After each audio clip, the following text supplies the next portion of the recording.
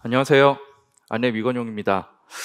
네, 저는 작년 9월 22일에 이 자리에서 XDR에 대한 컨셉과 정의, 그리고 안랩이 생각하는 XDR에 대해서 발표를 했었습니다. 그리고 1년 뒤인 오늘 이제 그동안 개발했던 XDR을 여러분께 소개해 드릴 수 있게 되었는데요. 발표 중간에 라이브 데모를 통해서 소개해 드리도록 하겠습니다. 네, 그럼 시작해 보겠습니다. 올해 초에도 RSA 컨퍼런스가 있었죠.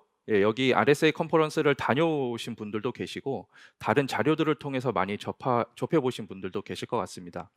그런데 그 행사장에 가면 이렇게 노스에 있는 행사장이 있고 사우스에 있는 행사장이 있거든요. 근데 그 중간에 연결하는 통로가 있습니다. 제가 제일 좋아하는 곳인데 거기 가면 앉아서 쉴 수도 있거든요.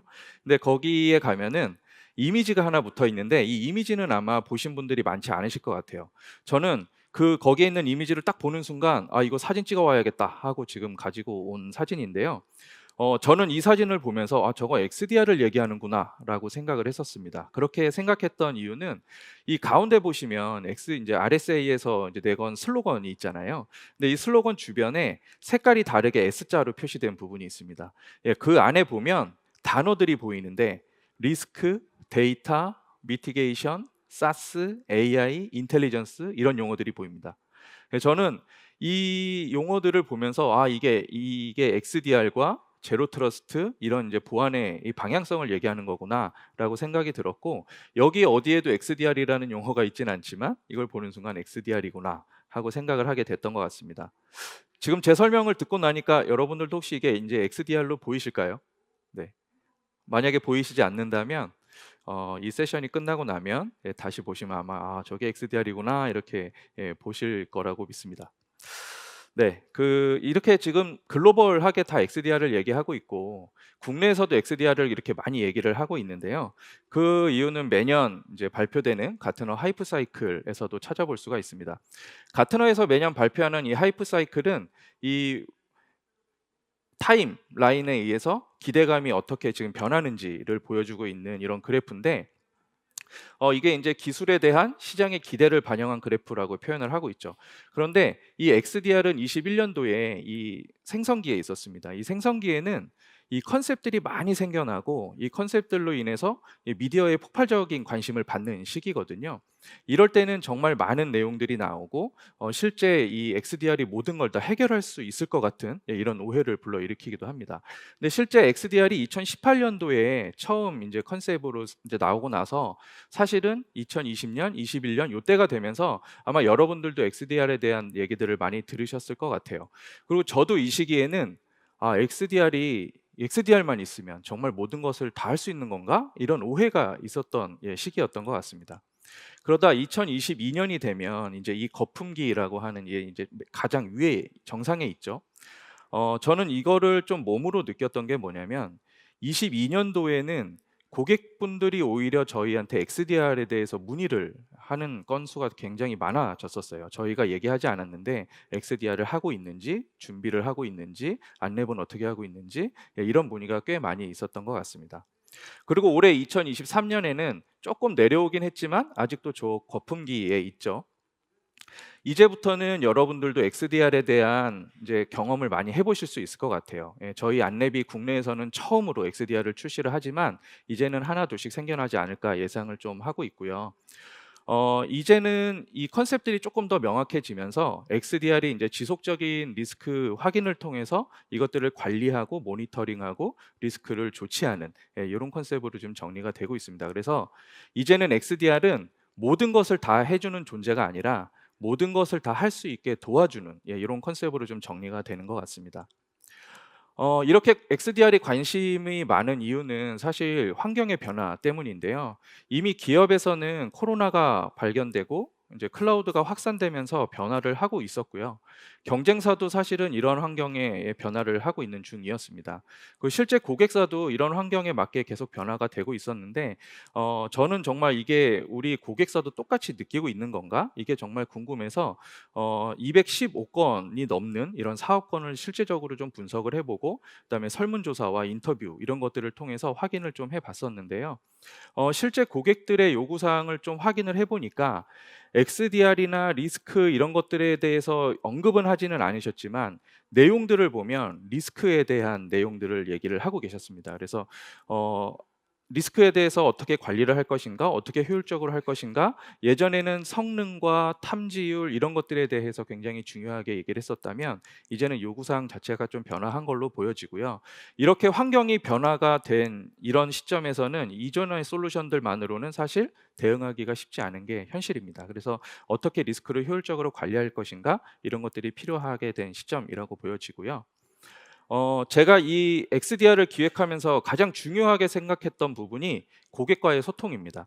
사실 제품을 출시해 놓고 고객들이 쓰지 않으면 의미가 없기 때문에 이 여기에 대해서 굉장히 많은 관심을 갖고 진행을 했었고 실제 담당자분들을 대상으로 설문조사도 하고 인터뷰도 하고 진행을 했었습니다. 거기에 대한 내용을 보면 자동 대응 방안이 높기는 하지만 사용자와 자산의 추적 위협 정보에 대한 상세한 정보 이런 것들에 대한 수치도 사실 많이 높은 편이었고요. 보안에서 가장 중요하다고 생각하는 게 물론 지금 현실적으로 위협 차단이 높기는 하지만 그 밑에 보면 모니터링이나 사이버 회복력도 사실 작지 않은 포션을 찾고 있습니다. 그리고 보안 시 가장 힘든 부분이 뭐냐라고 이제 질문을 드렸을 때는 다양한 환경으로 인한 관리가 어렵다. 이기종 보안 솔루션에 대한 통과시성이 부족하다. 이거는 XDR에서 얘기하는 내용들이거든요. 근데 그 내용을 실제 고객의 보안 담당자들도 똑같이 얘기를 하고 있었던 겁니다. 그래서 XDR이 정말 컨셉만 얘기하는 것이 아니라 이래 실제 보안 담당자들이 얘기하는 것들이 반영이 돼서 이런 XDR이 발전을 하는 게 아닌가 싶고요. 여기서 한 단계 더 나가서 사실 인제 정보보안팀 이 같은 인제 이런 조직들이 이 XDR을 활용할 것이다라고 생각을 하고 저희가 이 정보보안을 담당하는 실무자들을 대상으로 쪼끔 더 다른 내용들을 한번 분석을 해 봤었습니다. 그래서 이런 고객사의 현실이 앞에 키노트에서도 얘기했지만 사실 많은 것들을 하고 싶은데 리소스가 부족한 게 사실 지금 현실인 것 같고요. 그러다 보니까 인제 적절한 툴만 좀 제공이 된다면 높은 수준의 보안으로 갈 수 있는 이런 잠재력도 존재하는 것도 사실입니다. 그리고 이런 환경들에서 인제 발생하는 것들을 보면 이제 앞에서도 계속 언급했듯이 이런 사일로화된 것들 이런 것들을 인제 개선하는 데 관심이 있고 이런 것들을 어떻게 효율적으로 운영할 것인가 이런 것들의 인제 해결 방안이 필요할 것 같은데요. 그러기 위해서 지금 저희가 XDR 안랩에서도 똑같이 얘기를 하고 있지만 프로스트 앤 설리반에서도 비슷한 얘기들을 하고 있습니다. 크게 이제 세 가지 요소로 좀 나눠서 보면 이제 첫 번째 크로스 레이어드 디텍션 앤 리스폰스인데 여기에서 지금 설명하는 내용은 뭐냐면 이 각각의 영역에서 이루어지는 이런 행위들을 하나하나 탐지해서는 사실 이런 위협들을 끊기가 쉽지 않습니다. 그래서 이런 것들을 어떻게 다양한 영역에서 이루어지는 로그들을 가지고 연계 분석할 것이냐 이게 굉장히 중요하다라고 얘기를 하고 있고요. 서드 파티 인테그레이션 자사 제품뿐만이 아니라 타사의 보안 솔루션들도 다 연계해서 운영을 해야 된다. 그래서 이 조사에 보면 기업의 92.2%가 5개에서 99개의 보안 솔루션들을 사용한다라고 되어 있고 평균 12.5개의 벤더를 운영하고 있다고 하거든요. 근데 지금은 이것들이 통합이 되어 있지 않고 각각 영역을 차지하고 운영이 되다 보니까 여기에서 사실 보안 담당자들이 이제 어려움을 많이 느끼고 있는 걸로 보여집니다. 그리고 또 하나 미닝풀 뭐 오토메이션이라 그래서 의미 있는 이제 오토메이션을 하더라도 이게 그냥 의미 없이 무조건 오토메이션을 하는 게 아니라 이것들을 이제 리스크의 우선순위를 이제 지정을 해서 위험한 것부터 처리할 수 있게끔 해야 된다. 그래서 요 밑줄근 요 세 가지 포인트를 가지고 XDR에서는 제공해야 되는 포인트로 보고 있고요. 그래서 안랩에서 이제 정리한 XDR 플랫폼의 아키텍처입니다. 그래서 앞에서 잠깐 보셨지만 가장 밑에 보시면 유저와 에셋이라는 게 보일 거예요. 기업에는 사람과 자산이 있죠. 그래서 자산의 가시성, 사람의 가시성 이거를 기반으로 이제 여러 영역 엔드포인트, 네트워크, 클라우드, 이메일, 서드 파티 이제 안랩이 아닌 다른 보안 솔루션까지도 다 연계해서 이 로그들을 모으고 정교화하고 이 정교한 걸 가지고 유저와 뭐 디바이스의 데이터 프로파일링을 하고 머신러닝 기법을 통해서 분석을 하고 이 분석된 결과를 스코어링하고 이 스코어링하게 되면 이제 리스크 레벨이 나눠지겠죠. 그럼 이 레벨이 나눠진 걸 가지고 이제 대응을 하는 필요하면 자동화하고 연계 분석, 연계 대응하고 이런 형태로 되어 있습니다.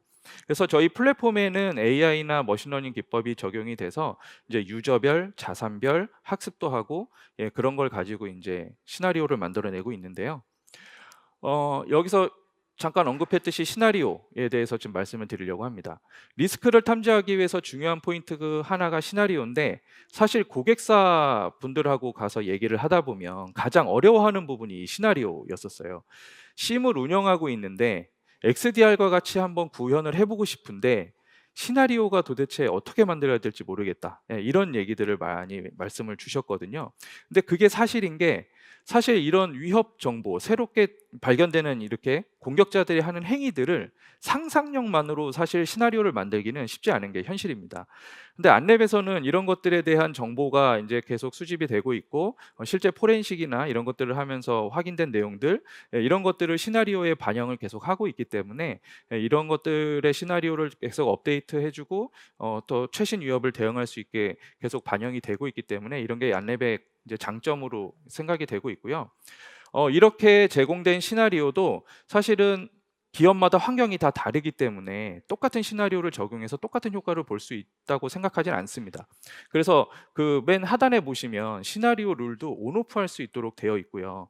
그리고 필요 없다면 여기서 예외 처리를 하거나 새로운 룰을 만들어내거나 필요하다면 스코어도 변경할 수 있도록 되어 있습니다. 그래서 9점짜리를 5점으로 바꾸거나 이렇게 시나리오를 룰을 변경하는 것들은 이 노이즈를 감소시키기 위함인데 사실 XDR이 효율적으로 운영돼야 된다라고 말씀을 드렸는데 이런 시나리오 룰 때문에 의미 없는 이벤트들이 계속 증가를 하게 되면 보안 담당자들이 거기에 대한 어려움을 겪을 수 있기 때문에 이런 것들까지 제공을 하고 있고 실제 이 오른쪽에 연계 규칙이나 ML 엔진 등을 통해서 발생되는 이런 시나리오들은 계속 실시간으로 업데이트해서 안랩에서 제공해 드릴 예정에 있습니다. 이렇게 확인된 리스크들은 이제 어떻게 우선순위화를 하냐가 굉장히 중요한데 안랩에서는 이런 이기종 로그 수집을 하게 되고요. 이런 각각의 로그들이 의미하는 바도 있지만 이것들을 이제 연계해서 컨텍스트 분석을 하게 되는데 이 들어온 로그들을 필터링하고 정교화하고 데이터 보강 작업을 하면서 이제 디텍트를 하게 됩니다. 이렇게 확인된 리스크는 이제 리스크의 우선순위화를 통해서 보안 담당자가 이 밑에 보이시는 73점의 이런 리스크 때문에 95점이나 89점의 리스트를 놓치지 않게 우선순위화를 해서 먼저 조치할 수 있도록 지원을 하고 있는 거고요. 이 우선순위화가 굉장히 중요하고 보안 담당자들에게는 이 우선순위를 제공하는 리스크 매니지먼트 플랫폼이 필요하다. 그리고 이 우선순위를 제공하는 게 이제 리스크 스코어인데 XDR에서 언급하는 리스크는 사실 가능성에 대한 얘기들입니다. 위협이 자산의 취약점을 이용해서 부정적 영향을 미칠 가능성이라고 하는데 보통 XDR에서 리스크 스코어를 계산을 할 때는 라이클리후드와 임팩트라는 개념을 활용을 하는데요. 물론 라이클리후드와 임팩트에 대해 어떤 요소를 가지고 계산을 할 거냐는 벤더마다의 이제 역량이지만 요 보통 리스크 스코어는 이런 형태로 진행을 하고 있습니다. 그래서 여러분들한테 알기 쉽게 설명을 어떻게 할까 고민을 하다가 이제 큐브라는 거를 떠올려서 지금 좀 봤는데 이 밑에 쪽에 보시면 이제 이벤트가 있고 이 Y축에 이제 자산이라는 것이 있잖아요. 근데 요거 두 개만 가지고 리스크를 확인을 하게 되면 사실 표면적인 내용들만 알 수 있고요. 여기에 이제 가중치를 통해서 부피를 구하게 되면 이 무게감, 어떤 것들이 더 위험하냐, 어떤 것들이 조금 덜 위험하냐 이런 것들을 확인할 수 있습니다. 안랩에서는 이런 리스크 스코어링을 통해서 크게 4단계로 분류를 하고 있고요. 로우, 미디엄, 하이, 크리티컬이라는 4단계로 분류를 하고 있고 사실 진짜 정말 많은 고민을 했던 거는 이 오른쪽에 리스크 스코어 레인지에 있습니다. 사실 저도 이제 그 다른 세션들을 듣고 다른 행사에 가서 좀 확인을 해보니까 어떤 벤더들은 뭐 최고 점수가 1,400점, 어떤 벤더들은 뭐 800점, 뭐 이렇게 다 달랐었거든요. 근데 제가 그거를 딱 보면서도 600점이 과연 위험한 거야, 안 위험한 거야? 사실 그런 의문사항이 굉장히 많이 있었어요. 그래서 사람이 인지할 수 있는 정말 딱 봐도 이건 위험하구나, 덜 위험하구나를 인지할 수 있는 게 뭘까? 그게 100점, 10점 단위였었습니다. 근데 이거를 사실 계산하기 쉽지 않았었거든요. 그래서 이거에 굉장히 많은 노력을 했었고 저희는 리스크 스코어를 크게 3가지로 분류를 해서 리스크 하나하나당 적용되는 스코어는 최대 13점. 13점은 저희가 이 리스크를 계산할 때 이 자산까지 고려를 해서 하다 보니까 나왔던 점수였었고요. 그다음에 이 리스크 여러 개가 탐지될 수 있는 유저와 디바이스는 100점 내외로, 그다음에 또 대시보드도 우리의 조직에 있는 거기 때문에 굉장히 많은 숫자가 있을 거거든요. 이런 것들도 계산식에 의해서 저희가 100점 미만으로 맞춰졌기 때문에 이 숫자만 보더라도 이게 위험하다, 덜 위험하다 이런 것들을 확인할 수 있도록 되어 있습니다. 한 가지 예를 좀 들어보면 하나의 리스크 스코어가 4점짜리와 8점짜리가 있는데 표면적으로 보면 2배거든요. 근데 저희가 리스크 스코어에 반영을 해서 보다 보면 이게 10배로 늘어나게 됩니다. 그래서 작은 리스크에 탐지된 사람과 이 높은 리스크에 탐지된 사람의 격차가 더 많이 벌어질 수 있도록 해서 이 위험도에 따라서 조치할 수 있게끔 하는 방법을 활용을 했었고요. 리스크 스코어, 스코어가 똑같더라도 자산이 중요하냐 덜 중요하냐에 따라서 최종적인 리스크 스코어가 나눠지도록 되어 있습니다. 그래서 25점짜리의 리스크지만 자산의 위험도에 따라서 어떤 사람은 6점, 어떤 사람은 7점의 리스크가 되게 되는 거죠. 네, 이것들을 좀 종합을 해서 말씀을 드려보면 안랩의 XDR은 무조건 많이 탐지하고 무조건 많이 보여주는 것이 아니라 이 리스크들을 우선순위화해서 이것들을 잘 관리하고 조치하고 조직의 위험도를 지속적으로 낮추는 것이라고 보고 있습니다. 그래서 XDR은 저희는 이러한 컨셉으로 계속 발전을 시켜 나갈 예정이고요. 지금 여러분들의 심정이 아마 이렇지 않을까 싶습니다. 네, 점심도 드셨고 좀 나른하기도 한데 데모가 있다고 해서 왔는데 왜 데모는 안 하지? 이런 마음이실 것 같은데요. 네, 제가 자리를 옮겨서 이제 데모를 시작하도록 하겠습니다. 라이브로 데모를 하려니까 조금 떨리고요. 네, 좀 졸리신 분들은 저 화면을 전환하는 동안 좀 기지개도 피시고 하면서 좀 봐주시면 좋겠습니다. 네, 세계 최초로 공유드리는 안랩 XDR입니다. 네, 안랩 XDR 우선 이 대시보드 먼저 보여드릴 건데요. 요즘에는 이런 메뉴들을 상단에 놓지 않고 이렇게 좌측에 놔서 줄였다 늘렸다 하면서 볼 수 있도록 되어 있는데요. 이 대시보드의 구성에 대해서 잠깐 말씀드려 보겠습니다. 우선 대시보드에서는 리스크를 확인할 수 있도록 되어 있는데 현재 이 대시보드의 21점은 조금 낮은 수준이에요. 그리고 리스크 팩터를 저희가 5개로 좀 보고 있는데요. 계정 관련된 거, 메일 관련된 거, 네트워크, 데이터, 엔드포인트 관련된 것들로 볼 수 있고, 이 오각형은 이 탐지된 건수에 따라서 사실 자동으로 그려지는데 최근에 엔드포인트에 대한 공격들이 많이 있다 보니까 사실 여기도 저희가 엔드포인트 쪽이 좀 많이 이렇게 늘어나서 그런데 이게 좀 보기 좋게 되려면 이런 오각형이 나오겠죠. 그다음에 어떤 이제 리스크에 많이 탐지가 되었냐 이런 것들을 확인할 수 있고요. 이 오른쪽으로 가시면 리스크 발견 현황이 있습니다. 이 우리가 한 달 동안 수집된 로그 숫자, 이 로그에서 탐지된 이벤트들, 이 이벤트들을 가지고 리스크로 이제 탐지해내는 것들, 이런 개수를 볼 수 있고요. 이 리스크가 어떻게 관리되고 있는지, 완료된 게 있는지, 확인 중 게 있는지 이런 것들도 볼 수 있습니다. 그리고 조금 더 내려와서 보면 리스크 레벨 현황을 볼 수 있는데 이 리스크 레벨이 크리티컬한 게 얼마나 있는지, 하이인 게 얼마나 있는지, 로우인 것들이 얼마나 있는지 이런 것들을 볼 수 있는 현황이 있고요.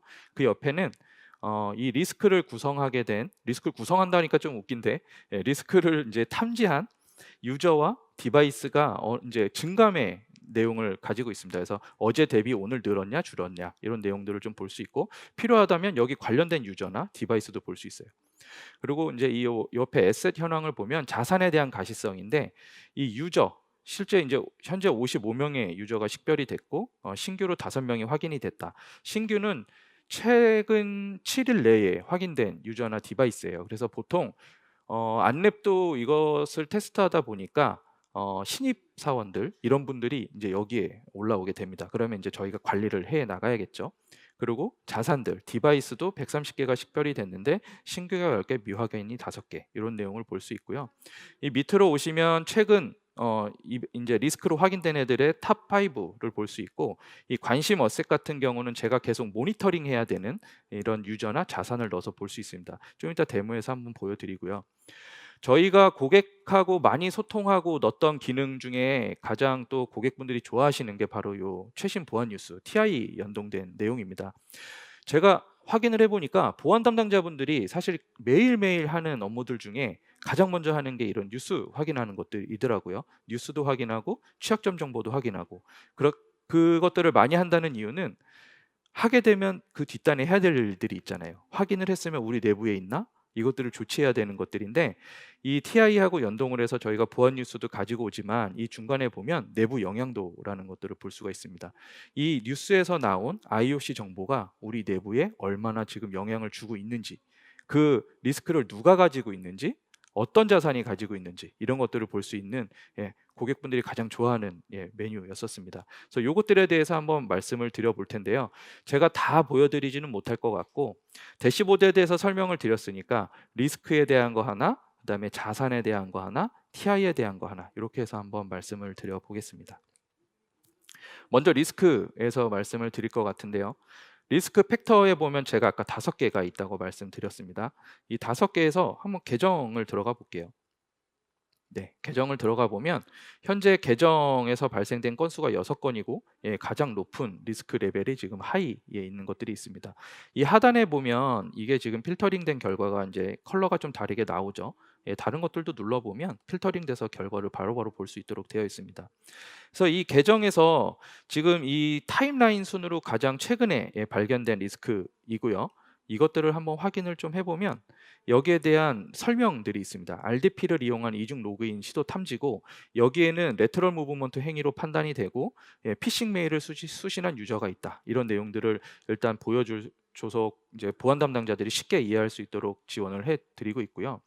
이 서머리에 보면 이 리스크가 탐지되게 된 이런 자산들, 그다음에 유저 계정들, 탐지 날짜, 그다음에 리스크 팩터가 어디에 소속이 되고 있는지, 리스크 레벨이 지금 하이인지 로우인지 이런 것들 볼 수 있고 마이터 어택에 지금 어느 구간에서 이런 것들이 탐지되고 있는지를 지금 매칭시켜서 볼 수 있도록 되어 있고요. 필요하면 마이터 어택에 가서 확인할 수 있도록 링크도 제공을 하고 있고 이 리스크가 탐지되게 된 이제 에비던스 관련해서 RDP를 이용한 이중 로그인을 시도했다. 이게 지금 어떤 내용들 때문에 시도됐다는 것들을 볼 수 있도록 되어 있고요. 리스크를 구성하는 가장 기본적인 요소를 저희가 엔티티로 좀 관리를 하고 있는데 여기에 보면 유저가 지금 2개가 있습니다. 그리고 디바이스도 2개가 있죠. 그리고 이메일 정보, 아까 피싱 메일 받았다고 했던 이메일 정보, 그다음에 접속했던 IP 주소 이런 것들이 있을 텐데요. 이것들이 지금 어떻게 진행이 됐었는지를 릴레이션 그래프를 통해서 좀 보다 보면 유저가 보일 거고요. 유저는 지금 아까 보여드렸던 유저 2개에 저희가 모르는 계정이 하나가 또 있습니다. 그리고 디바이스가 2개가 활용이 됐죠. 그리고 피싱 메일 이런 것들이 있는데 지금 요 보니까 피싱 메일을 받은 사람이 데니얼이에요. 데니얼을 한번 정보를 확장해 보겠습니다. 이렇게 확장을 해보면 이게 지금 어떤 의미를 갖냐면 이 데니얼이라는 사람의 리스크가 탐지된 이 시점 전후에 이 로그들을 가지고 이제 조금 더 확장해서 보게 되는데요.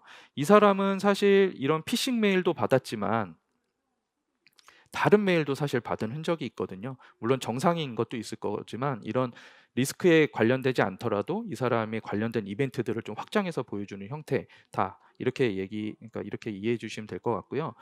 이 사람의 계정을 통해서 이 자산에 로그인이 됐는데 이 자산에서 지금 다른 자산으로 또 한 번 로그인이 된 거예요. 그래서 RDP를 이용한 이중 로그인이 시도됐다라는 내용의 이벤트이고요. 이렇게 되면 이제 보안 담당자가 조치를 해야 되잖아요.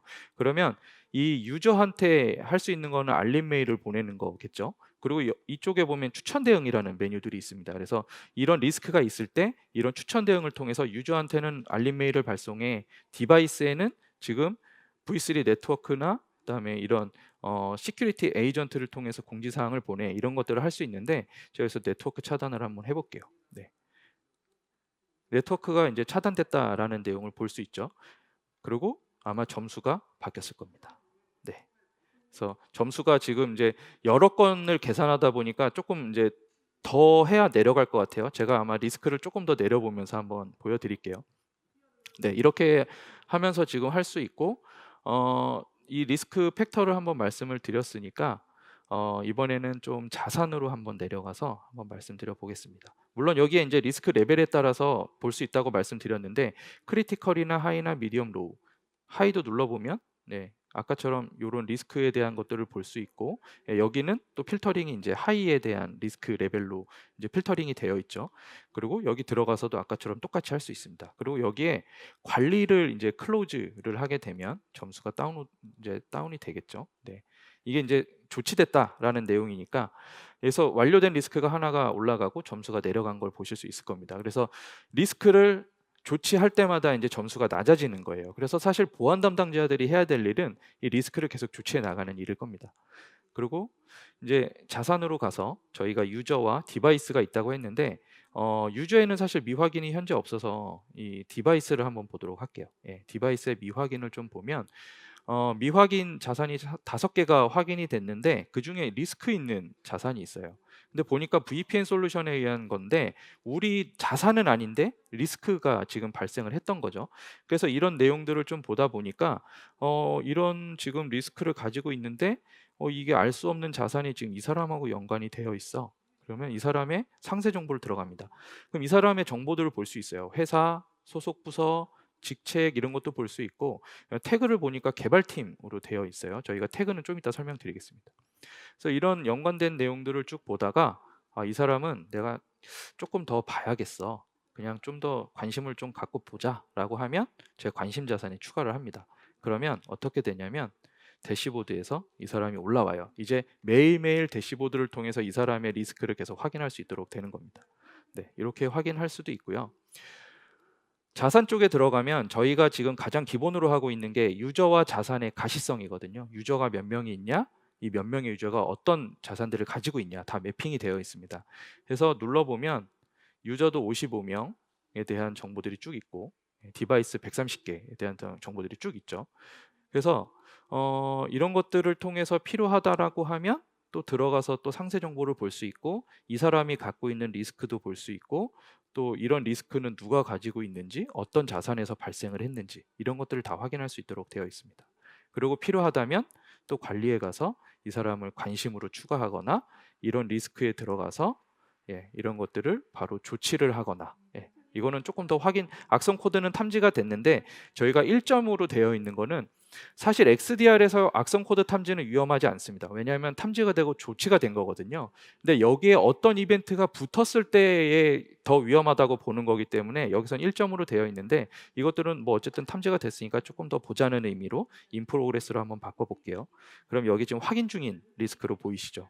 그래서 내가 여기를 들어가 보면 내가 이제 확인 중이니까 한 번 더 확인해야겠다 이런 것들을 보실 수 있고, 이게 확인이 됐다라고 하면 다시 클로즈를 시켜서 이 리스크를 조치할 수도 있습니다. 네, 이렇게 되어 있고요. 여기에 또 하나 제가 하나 보여드리려고 했던 거는 고객분들하고 얘기하면서 제가 미처 인지하지 못했던 내용이 하나 있었는데, 예외가 처리하다라는 말씀을 많이 하셨어요.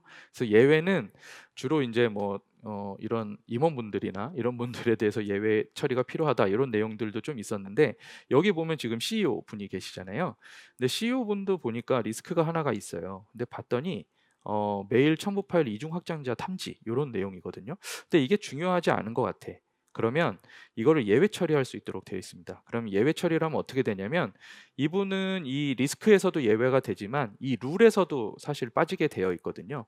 그래서 이 룰에도 해당이 안 되고 이제 이 리스크에도 탐지되지 않도록 예외 처리를 할 수 있고, 여기 보시면 지금 예외 목록에 들어가 있죠. 들어가면 아까 그분이 있을 거고, 다시 예외를 해제하면 다시 들어오도록 되어 있습니다. 네, 이렇게 해서 유저와 자산의 가시성을 가지고 이것들을 저희가 탐지해서 리스크를 해결해 나갈 수 있도록 되어 있고요. 마지막으로 보여드릴 게 이제 이 TI 연동인데, 이 TI 뉴스나 이런 것들을 통해서 들어온 IOC 정보들을 쭉 볼 수 있는데, 제가 여기서 하나 보여드릴 게 내부 영향도 관련된 내용들을 한번 보여드리겠습니다. 뉴스를 봤는데 뉴스에 IOC 정보가 있다? 그럼 이 IOC 정보가 우리 내부에 누가 갖고 있는지, 어떤 자산이 갖고 있는지 이걸 확인하고 싶으실 건데, 제가 이 어도비 관련된 걸 한번 눌러볼게요. 내부 영향도를 딱 들어가 보면 이 4가지 IOC 정보에 대해서 지금 갖고 있는 현황이 보여지고, 실제 요 지금 어도비 관련된 탐지된 게 2건이 있습니다. 근데 요 탐지된 2건에서 제가 요 파일을 한번 악성 코드를 한번 확인을 좀 해볼게요. 확인을 해보면 식별 이벤트에서 탐지된 내용이 있고, 시간이 있고, 누가 갖고 있는지, 어떤 자산이 있는지, 그리고 연관 콘텐츠는 뭐가 있는지, 눌러보면 해당 뉴스로 연결이 되도록 되어 있습니다. 그래서 요런 내용이 있네라고 확인을 한 다음에 다시 돌아와서 그럼 이걸 누가 갖고 있는지 확인을 한번 해볼게요. 네, 엘리자라는 사람인데 이분의 리스크는 이제 9점이죠. 근데 아까 그 시간에 지금 들어온 것들인데 아까 제가 조치를 하다가 아마 클로즈를 했었나 봐요. 아까 데모를 하다가.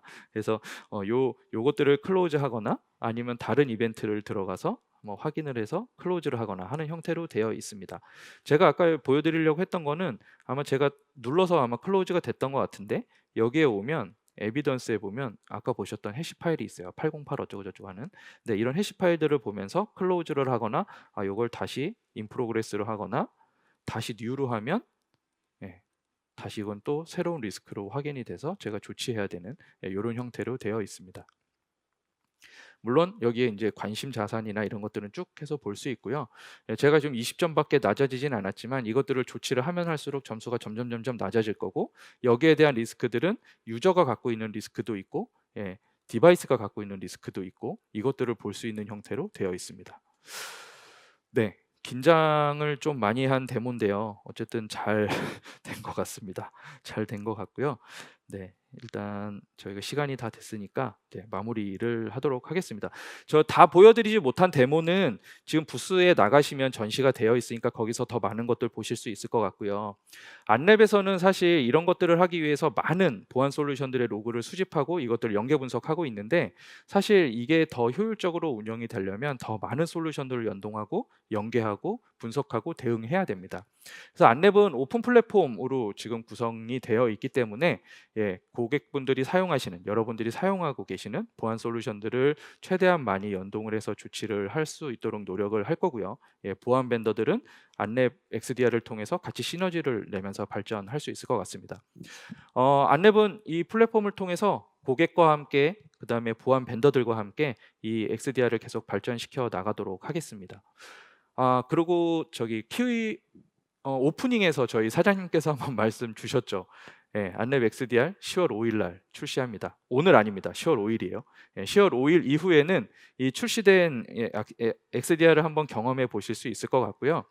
오늘 이제 보여드리지 못한 내용들은 저희 부스를 통해서 확인을 하거나 나중에 저희 영업 대표분들을 통해서 연락을 주시면 저 또 가서 설명도 드리고 하는 내용으로 진행을 하도록 하겠습니다. 그러면 장시간 경청해 주셔서 감사하고요. 여기서 발표 마무리하도록 하겠습니다. 네, 감사합니다.